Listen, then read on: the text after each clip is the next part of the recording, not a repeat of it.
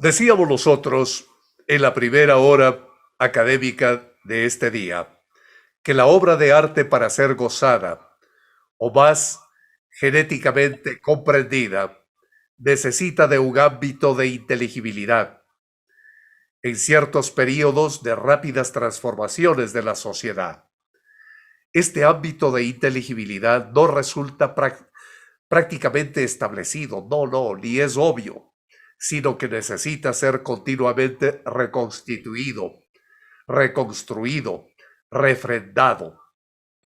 En estas circunstancias, la función fundante del lenguaje-palabra, que en condiciones normales no tendría ninguna forma de manifestarse temáticamente, llega a primer plano con el apogeo de las poéticas, de la crítica, del discurso hablado y escrito sobre los otros tipos de lenguaje.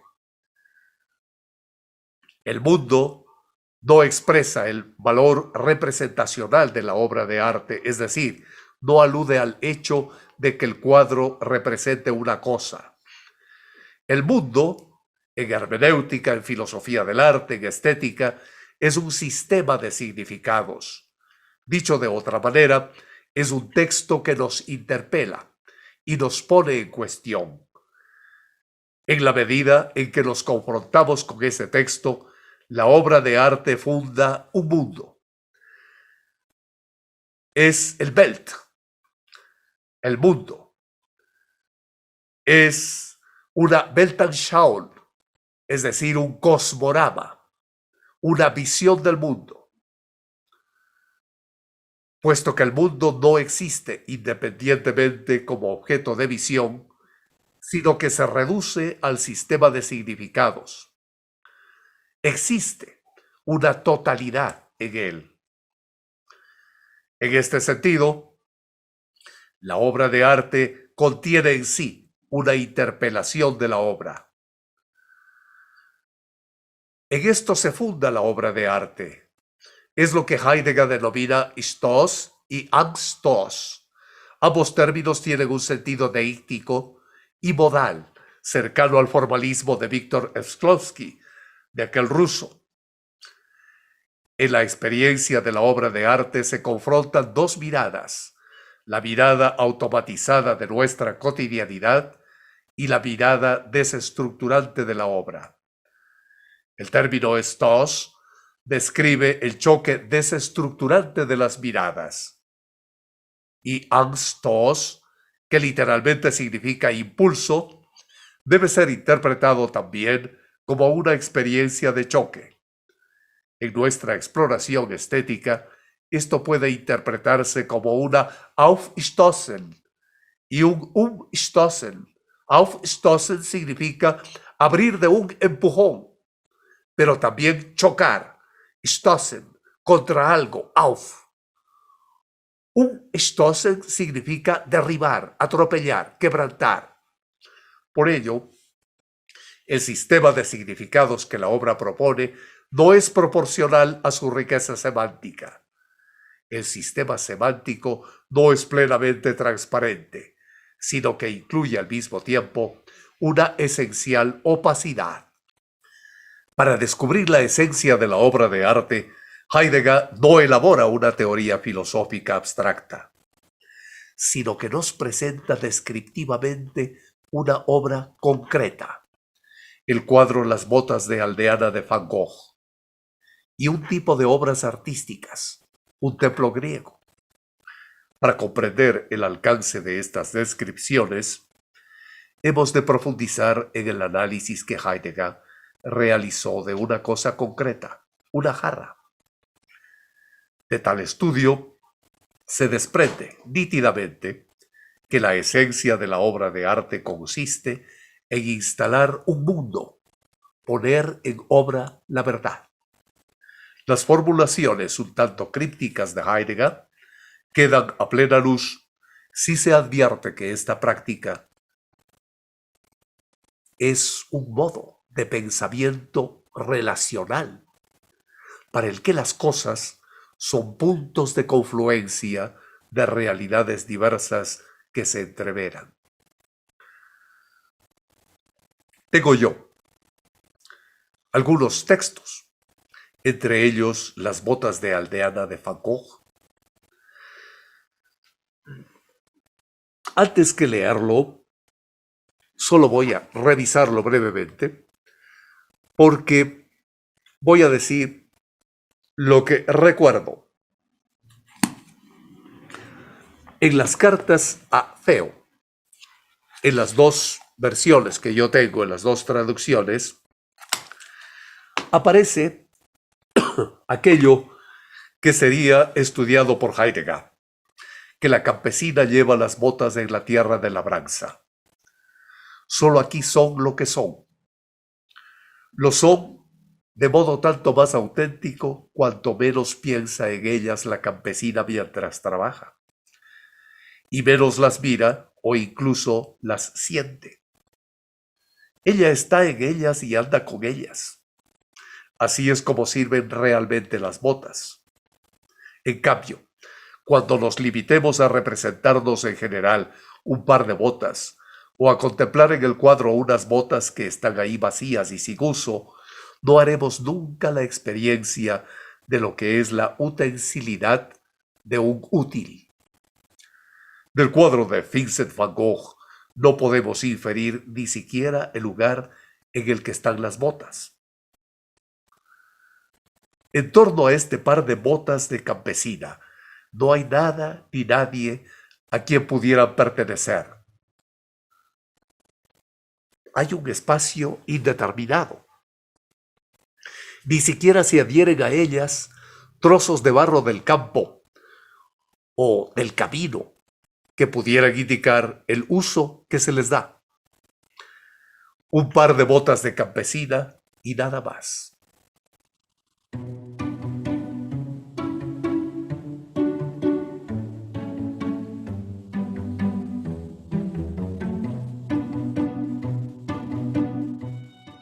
Hola, bienvenidos. Había pensado hablaros hoy de un cuadro que es distinto del que he elegido al final. Iba a hablar de un retrato del que hablaré algún día porque me gusta mucho. Y es un retrato que me servía a mí para aclarar el concepto de la belleza y su relación con el idealismo. Y me he dado cuenta, según estaba en ello, que me producía cierto cansancio, ¿no? Que me pasaba un poco lo que le pasa a la historia del arte, ¿no? Que una cuestión que puede parecer indiscutible, absoluta, ¿cómo va a producir cansancio la belleza?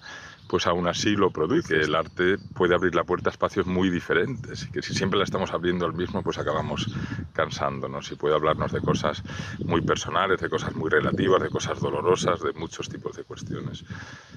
Y pensando en eso, he llegado a la idea de qué cuadro muestro si quiero llamar la atención sobre lo contrario o uno de los contrarios a la idea de la belleza. Y he acabado con estas botas de Van Gogh. No quiero decir con ello que no sea un cuadro muy bonito, lo que lo podamos ver así, pero nos habla de un espacio de pensamiento, digamos, muy distinto al del arte idealista. Recordemos lo que es eso por un momento, ¿no? La idea de que el arte es vehículo de acceso a un lugar superior, al lugar en el que habitan las ideas. Todo lo que está cerca de nosotros en nuestra vida no es más que un eco distante y peor de aquel referente. Ese referente es distante de nosotros y es también permanente, siempre es el mismo. La cultura cristiana absorbe esa idea y la identifica con la divinidad, y es muy fácil entender en ese sentido la idea de que Dios es absoluto, permanente, y todo lo que hay cerca de nosotros no es más que algo que tiene interés porque nos sirve para acercarnos a Él. Pues es una idea heredada del idealismo platónico. Un cuadro como este lo podemos valorar, de hecho se ha valorado históricamente justo por lo contrario,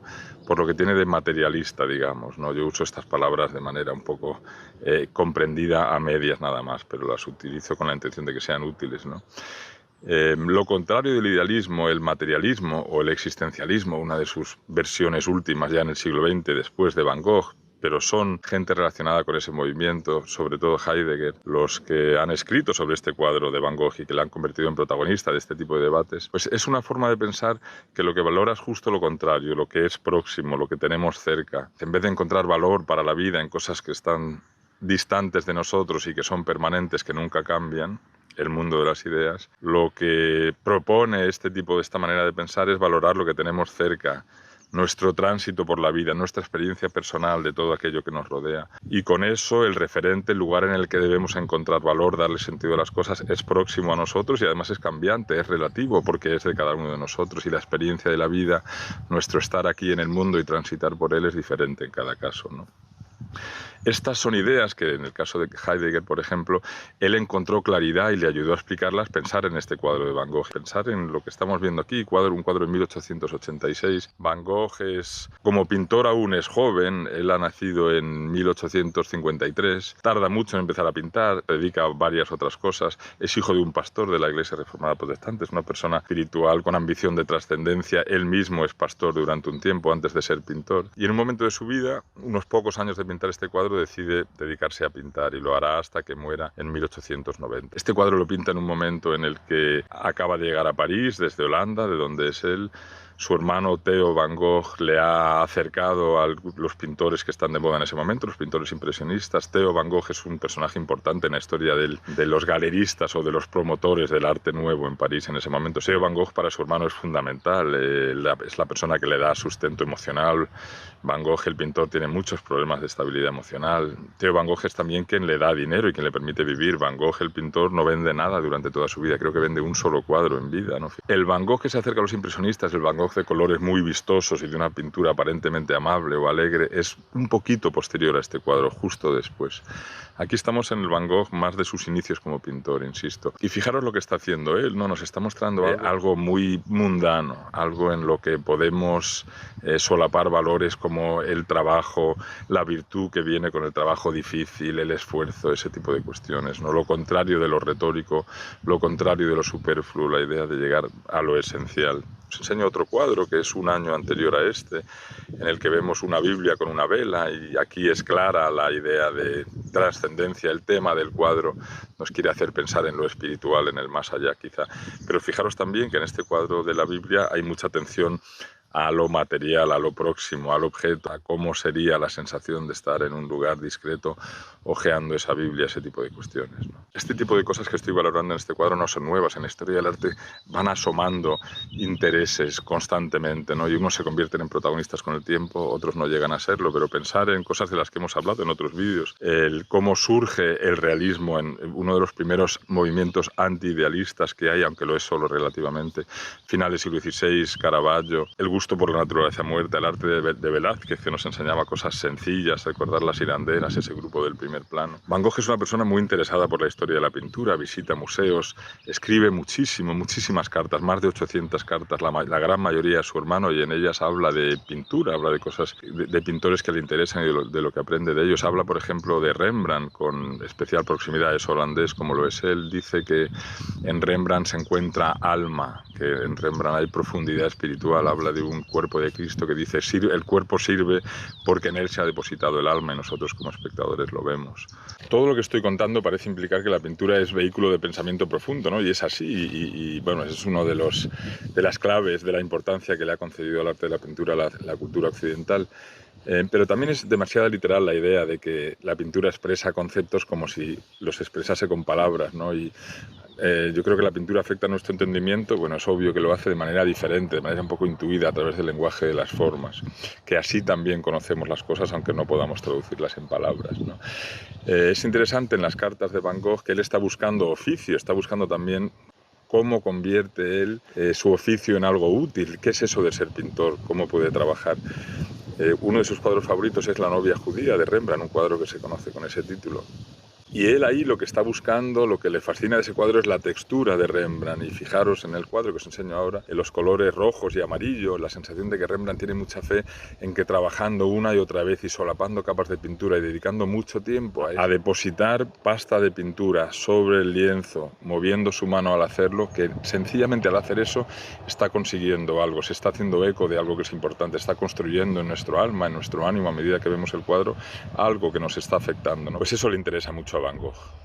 Y con eso en mente vamos a ver otra vez el cuadro de Van Gogh y acercarnos un poco a lo que es particular de su lenguaje, de su forma de pintar. Fijaros, por ejemplo, se ve muy claro el esfuerzo del pintor en los colores que rodean a las botas, sobre todo en los colores muy claros que ha usado en un par de sitios, que está trabajando la relación de profundidad entre el objeto principal, las botas, y el fondo del cuadro, está queriendo separarlos. Es difícil hacer eso. Al usar un color muy claro, el color claro se viene a la superficie. sobre la que está pintando y contradice un poco la ilusión de profundidad que pretende tener ese color claro. Y en esa tensión que se va generando, pues esa tensión es la que es protagonista del diálogo con nosotros y de la relación con nosotros. Y mirar sobre todo los accidentes que se van formando sobre el lienzo, esa pasta pictórica que es densa, que se ha acumulado en su pincel, que él con el movimiento de su mano va depositando sobre el lienzo, sobre capas de pintura subyacente que todavía están húmedas, se van mezclando y se van formando relieves, texturas, tonos intermedios. Y ese es un poco el lenguaje de la pintura, ¿no? Y lo hace informado por su propia intuición o guiado por ella e informado, por ejemplo, por el aprendizaje de Rembrandt, que le ha enseñado que en eso hay comunicación. Y él ha aprendido de eso y quiere conducirlo también, porque los pintores en la historia del arte europeo tienen mucho afán de progreso, ¿no? Mucho vínculo con el pasado y mucho afán de innovar al mismo tiempo. Y crea así un universo propio, es como si este fuese un mundo típicamente de Van Gogh, y al habitar ese mundo, pues habitamos un mundo que es peculiar y que nos comunica algo que hasta habitarlo no conocíamos, ¿no? En ese contraste abstracto, en esas relaciones formales, en ese constante eco o rima que se establece ahí nos está hablando a nosotros el pintor. Y me recuerda algo que tiene el lenguaje también, ¿no? Al final, en una buena novela, parte de lo que nos seduce no es el contenido, sino que es el fraseo que es particular de cada escritor, la manera en la que usa las preposiciones, las conjunciones, bueno, un poco cómo va tejiendo, y en ese mismo tejer está en gran parte lo que nos comunica el arte, ¿no? Y en el caso de Van Gogh es especialmente interesante hablar de esto, yo creo, porque el contenido es muy claro, la ambición del pintor es muy expresa en sus cartas, no hay ningún pintor de quien tengamos una correspondencia tan concreta y de quien entendamos tan bien lo que pretende. Que al elegir pintar estas botas, por ejemplo, pues está pintando en cierto tipo de virtudes y de valores y que asocia con ellos cierto tipo de ética. Y sin embargo, la herramienta con la que lo consigue, la herramienta que utiliza para conseguir aquello que pretende, pues al final en eso está, ¿no? Ahí está lo fundamental del arte. Y bueno, con eso lo vamos a ir dejando. Me parece interesante esta idea de que el arte tiene que ser dos cosas, no tiene que ser un compañero en nuestro intento de dar sentido a las cosas. Pero sin embargo, esas virtudes no son suficientes. El arte tiene que transmitir de esta forma accidental, abstracta, por llamarla de alguna manera. Con eso lo dejamos, nos vemos en otro vídeo. Me voy a despedir hoy con una música diferente, recordar que hemos bajado del mundo de las ideas y estamos en la experiencia de lo próximo, de lo rugoso, de la textura real de las cosas.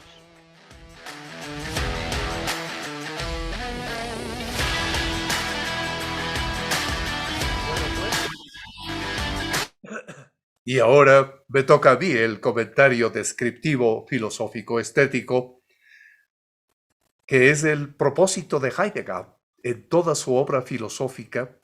Consiste en lograr del lector que cambie de mentalidad y pase de la actitud objetivista a la actitud lúdica, es decir, de juego, de ese juego antropológico-filosófico, entendido antropológico-filosóficamente, del homo ludens, no es el juego nomás, de la que tiende a ver las realidades del entorno como objetos perfectamente definibles, asibles, localizables, a la que contempla cada realidad como un nudo de relaciones, centro de iniciativa, fuente de posibilidades. El modo más directo y certero de mostrar que se ha entendido la apelación de Heidegger es asumir activamente algunas de las descripciones someras que él realiza y poner de relieve el sentido relacional que otorga a los términos. Tomemos, por ejemplo, de pasada la realidad del templo y analicémosla brevísimamente en la más diminuta y humilde de sus formas, una ermita. Hay un doble plano de la ermita. El lugar viviente de esta cuádruple colaboración es justamente el fenómeno que llamamos ermita o en general templo. Cuando voy por el bosque y me encuentro con la ermita, estoy pensando en un Van Gogh, la veo al principio en el nivel de la mera construcción, el nivel de realidad en que se mueven de ordinario los obreros, los arquitectos. Pero toda construcción se realiza para ser habitada. La ermita se construye para que la comunidad creyente la habite y tenga lugar la consagración del templo como templo. Heidegger, en su famosa conferencia Bauen, Wohnen, Denken, edificar, habitar, pensar, en uno de sus puntos culminantes del pensamiento, invierte el proceso y afirma: primero es habitar, es decir, wohnen. Primero es habitar. Segundo, construir, es decir, edificar, bauen. Aquí está el quid de la cuestión. Y Ortega y Gasset, un estudioso de los alemanes, impugnó esta afirmación de palabra y por escrito y defendió que primero es construir y segundo es habitar. Sin embargo, Heidegger se mueve en dos niveles al mismo tiempo, el objetivo y el lúdico. Confrontando lo que acontece en ambos niveles, afirma que primero se habita. Ahí está, una inversión atencional de sentido, en el sentido transitivo de que se crean vínculos. Ese es el nivel lúdico. Y después se construye un edificio para habitar en él. Es el nivel objetivo. Nivel objetivo, que ingresa al mundo del gusto. Un análisis de la confluencia que las experiencias personales de cada uno de nosotros determina nuestros gustos, pues está enfocado de nuevo por Alejandro Vergara en otro video de estos de análisis filosófico que tiene como uno de los expertos directores del Museo del Prado. Y nos vamos a enfocar con este video en analizar este asunto del gusto que utiliza un cuadro abstracto Alejandro Vergara, un cuadro de Kooning, uno de los pintores más destacados de la Escuela de Nueva York, movimiento también conocido como el expresionismo abstracto, uno de los principales movimientos del siglo XX. Ya tenemos preparado.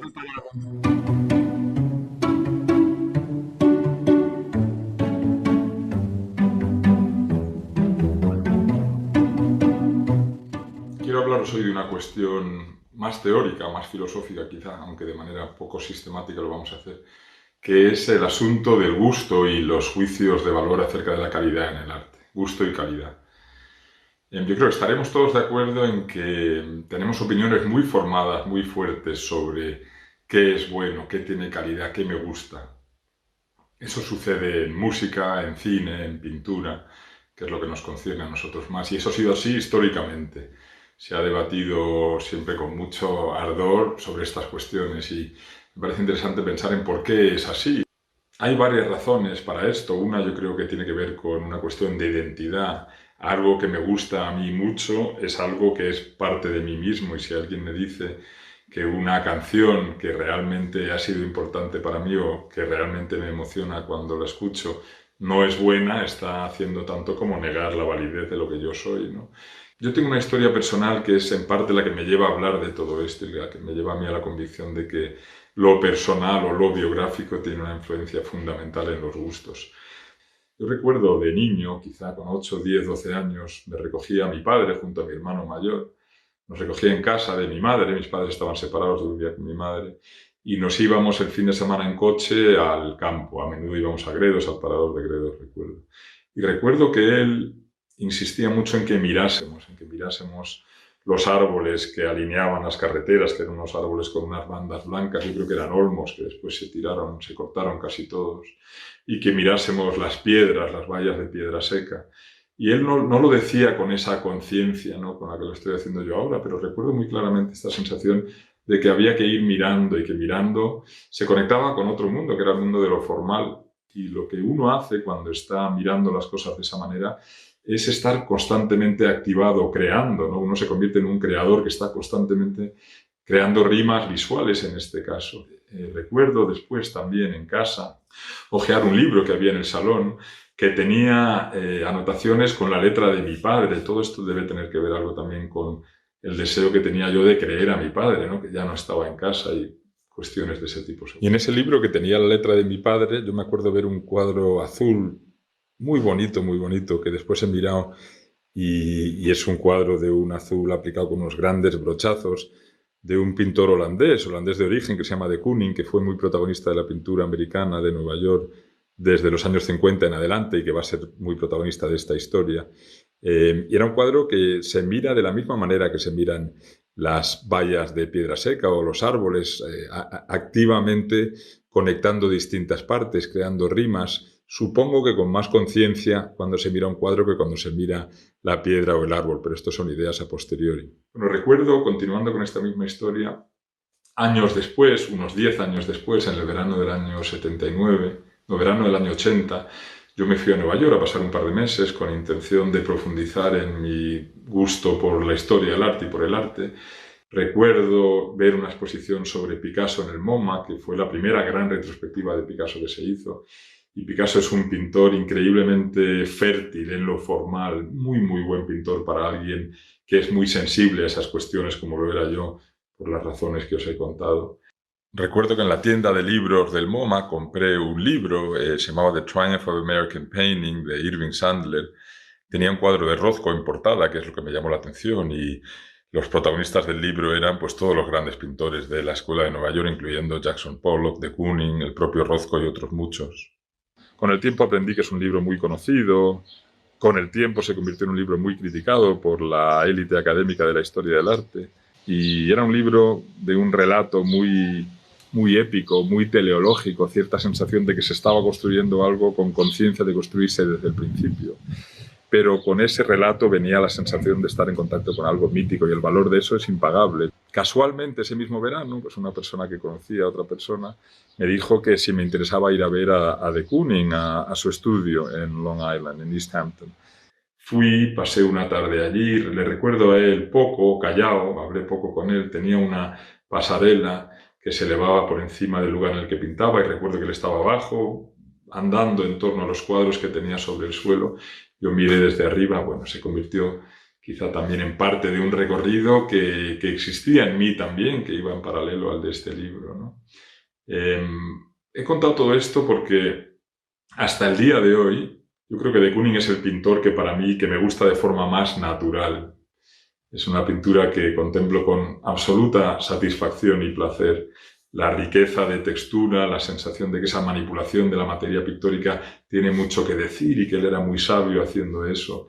También he discutido y discutiría, y tengo el convencimiento interior de que es mucho más rico, más sabio de Kooning como pintor que Pollock, que es un pintor pues quizá de aún más prestigio que él. Los dos lo tienen mucho. Bueno, y yo discutiría de que en Pollock lo que pueden ser virtudes son casuales, si es que lo son, y sin embargo en de Kooning encuentro que hay una sabiduría muy destilada de generación en generación. No tiene sentido que esto sea así, no tiene sentido pensar que mi verdad lo sea y no lo sean las de los otros, y sin embargo, incluso en este mismo momento, así lo siento, ¿no? No tengo ninguna duda de que un cuadro de Kooning es más interesante, es más rico, está más informado por cuestiones que hacen que el arte funcione bien que el de Pollock.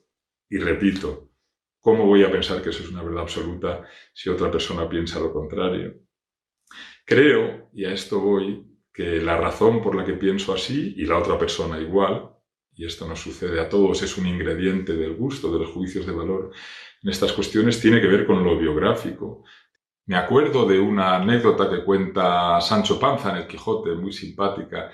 Está hablando de cuestiones de vino, refiriéndose a dos antepasados suyos. Está hablando de vino manchego, vino de Ciudad Real. Y estos dos antepasados suyos eran catadores y en una ocasión les dieron a probar un vino. Uno se lo acercó a la lengua y lo probó y dijo que sabía a hierro.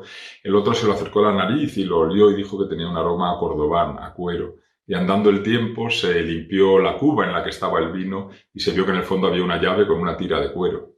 Si pensamos en el asunto del gusto en el arte, este tipo de llave no existe. Y yo creo que no existe por lo diferentes que son nuestras biografías y por la infinidad de estímulos diferentes que hemos recibido todos a lo largo de nuestras vidas.